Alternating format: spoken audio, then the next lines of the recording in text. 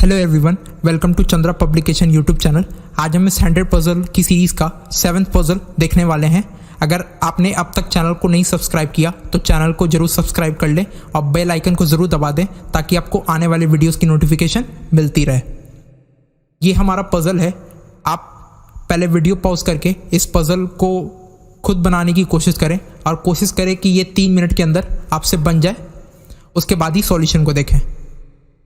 आइए अब क्वेश्चन को देखते हैं क्या बोल रहा है। 4 male Q and D and T and 4 female F, G, S and C are sitting around a circular table। तो 4 मेल और 4 फीमेल एक सर्कुलर टेबल के अराउंड बैठे हैं। तो मैंने सर्कुलर टेबल के अराउंड 8 प्लेसेस बना लिए हैं। अब क्या बोल रहा है, 2 female and 2 male are not facing the centre. तो नॉट फेसिंग द सेंटर का मतलब वो सेंटर को नहीं फेस कर रहे हैं। तो कहाँ फेस कर रहे हैं? आउटसाइड फेस कर रहे हैं। तो मैंने फीमेल के लिए माइनस माइनस लिखा है और मेल के लिए प्लस प्लस लिखा है। तो 2 मेल और 2 फीमेल आउटसाइड फेस कर रहे हैं। ठीक है। No 3 female are sitting together, मतलब 3 फीमेल वो साथ नहीं बैठे हैं। तो मैंने 3 फीमेल लिख के क्रॉस कर दिया है। अब आगे क्या बोल रहा, F is third to the left of C and one of them is not facing the center। not facing the center मतलब आउटसाइड कोई दोनों में से एक फेस कर रहा होगा।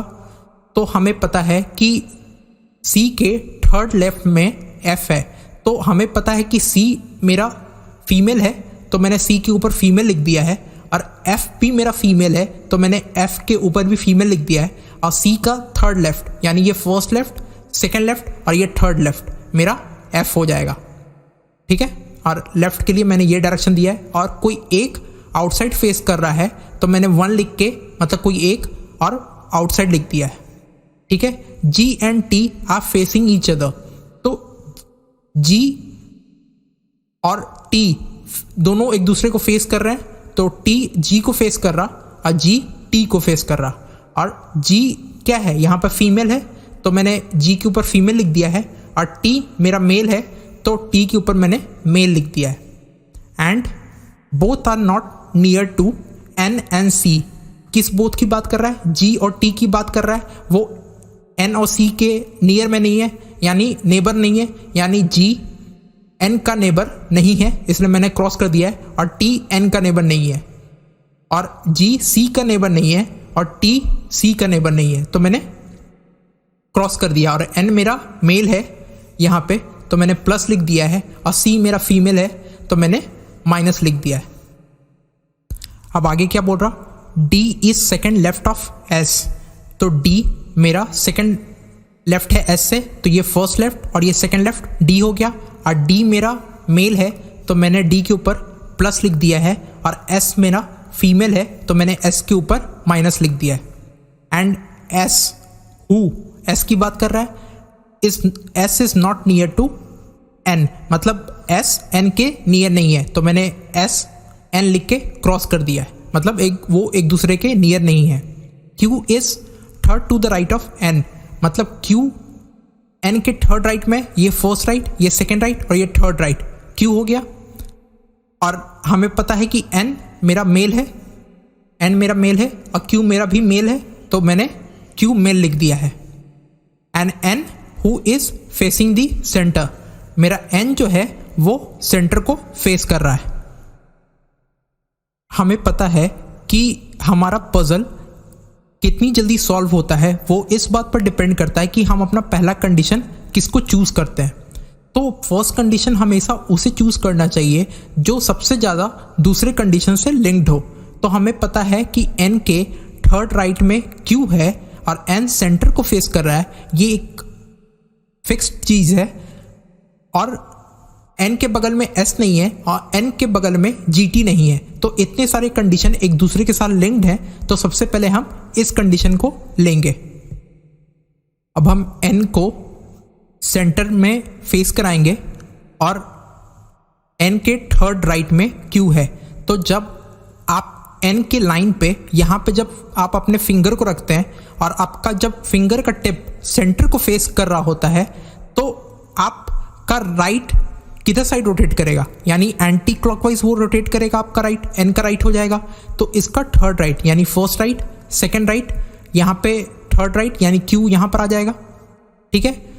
और हम इसके बाद कौन सा कंडीशन ले सकते हैं, हमें पता है कि एन के बगल में जी नहीं है और एन के बगल में टी नहीं है, तो और जी और टी एक दूसरे को फेस कर रहे हैं, तो जी और टी यहां नहीं आ सकता, जी और टी यहां नहीं आ सकता, जी और टी इस वाले पूरे लाइन पर भी नहीं आ सकता, इस वाले पूरे लाइन पर भी नहीं आ सकता, क्योंकि यहां पर अगर जी को रखते हैं, अगर यहां पर टी को रखते हैं तो वापस से वो एन का नेबर हो जाएगा, और जी और टी इस डायगोनल लाइन पर भी नहीं आ सकता। तो सिर्फ जी और टी के लिए सिर्फ एक ही लाइन है, ये वाला जो मिड वाला लाइन है, सिर्फ यहीं पर हम जी और टी को रख सकते हैं। तो जी और टी सिर्फ इसी पर आ सकता है, क्योंकि दूसरे और डायगोनल को अगर हम लेते तो वो कोई भी एन का नेबर हो जाता। तो हमें पता है कि एन मेरा मेल है तो एन को मेल लिख देंगे, और क्यू मेरा मेल है तो क्यू को मेल लिख देंगे, और जी और टी एक दूसरे को फेस कर रहे हैं तो इनका डायरेक्शन एक दूसरे को फेस कर रहा होगा, ठीक है। अब हम किस कंडीशन को ले सकते हैं, हमें पता है कि एस एन का नेबर नहीं है, तो एस ना तो इस पोजीशन पर आ सकता है ना इस पोजीशन पर आ सकता है, क्योंकि वो एन का नेबर हो जाएगा। तो एस के लिए सिर्फ ये वाला पोजीशन है और ये वाला पोजीशन है।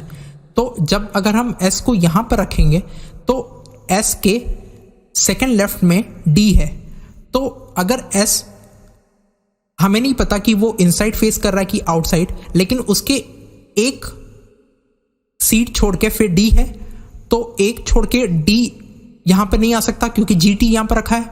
और सेम अगर क्लॉकवाइज में जाते हैं तो एक छोड़ के डी यहां पर भी नहीं आ सकता क्योंकि जी टी रखा हुआ है। तो एस इस पोजीशन पर नहीं आके एस के लिए सिर्फ यही पोजीशन है। अब फिर एस हमें पता है कि वो फीमेल है तो हम फीमेल लिख देंगे, और फिर इसके सेकंड लेफ्ट में यानी एक पर्सन छोड़ के डी, तो एक पर्सन अगर क्लॉकवाइज में जाते हैं एक पर्सन छोड़ के डी नहीं आ सकता क्योंकि यहाँ पे क्यू है। अब एंटी क्लॉकवाइज में जाएंगे एक पर्सन छोड़ के डी, तो डी सिर्फ यहाँ पर आ सकता है। अब हमें पता है कि डी मेल है तो यहाँ पर डी मेल हो जाएगा। अब हम कौन सी कंडीशन को ले सकते हैं, हमें पता है कि सी के थर्ड लेफ्ट में एफ है, और हमें पता है कि सी जी का नेबर नहीं है और सी टी का नेबर नहीं है, तो यहाँ पे जी या टी आ सकता है, तो उसके नेबर में यहाँ इस जगह पे सी तो नहीं आएगा, तो सी के लिए सिर्फ यही स्पेस है। अब एफ कहाँ पर रखाएगा, एफ के लिए सिर्फ एक ही जगह बची, वो है यहाँ पे, तो एफ यहाँ पर हो जाएगा। अब सी फीमेल है तो सी फीमेल लिख देंगे, और एफ फीमेल है तो एफ फीमेल लिख देंगे। अब सी के थर्ड लेफ्ट में एफ है, तो सी के थर्ड लेफ्ट में एफ कैसे हो सकता है, जब मेरा सी सेंटर में फेस कर रहा हो तभी उसके थर्ड लेफ्ट में एफ हो सकता है, क्योंकि जब आप इस लाइन पे अपना फिंगर रख के देखेंगे तो, और आपका टिप अगर सेंटर में होगा तो अगर आपको लेफ्ट घुमाना है तो आपको क्लॉकवाइज ही में जाना पड़ेगा, तो सी के थर्ड लेफ्ट में एफ यहाँ पर आ जाएगा। और हमें पता है कि जी मेरा फीमेल है और टी मेरा मेल है, और यहाँ पर लिखा हुआ है कि 3 फीमेल एक साथ नहीं बैठ सकती हैं, तो सी मेरा फीमेल है, एस मेरा फीमेल है, जी भी मेरा फीमेल है, यहाँ पर लिखा हुआ है, तो जी तो यहाँ पर नहीं आ सकता, तो जी यहाँ पर टी आ जाएगा और यहाँ पे जी आ जाएगा। जी मेरा फीमेल है और टी मेरा मेल था, ठीक है। अब जब हम इस कंडीशन को देखते हैं कि 2 मेल आउटसाइड फेस कर रहे हैं, तो हमें पता है कि एक मेल इनसाइड फेस कर रहा है टी, और एक मेल एन इनसाइड फेस कर रहा है, तो इसका मतलब बाकी के मेल आउटसाइड फेस करेंगे, यानी डी मेरा मेल आउटसाइड फेस करेगा और क्यू मेरा मेल आउटसाइड फेस करेगा, ठीक है। और 2 फीमेल भी लिखा है आउटसाइड फेस कर रहे हैं, तो एक फीमेल सी इनसाइड फेस कर रहा है, एक फीमेल जी इनसाइड फेस कर रहा है, इसका मतलब बाकी के 2 आउटसाइड फेस करेंगे, यानी एस आउटसाइड फेस करेगा और एफ मेरा फीमेल आउटसाइड फेस करेगा। ये हमारा पजल सॉल्व हो चुका है। अगर आपको ये लेक्चर पसंद आया हो तो वीडियो को लाइक करना ना भूलें और अपने दोस्तों के साथ जरूर शेयर करें। और अपने वैल्यूबल रिव्यूज़ कमेंट बॉक्स में ज़रूर दें। And thanks for your valuable time and happy learning.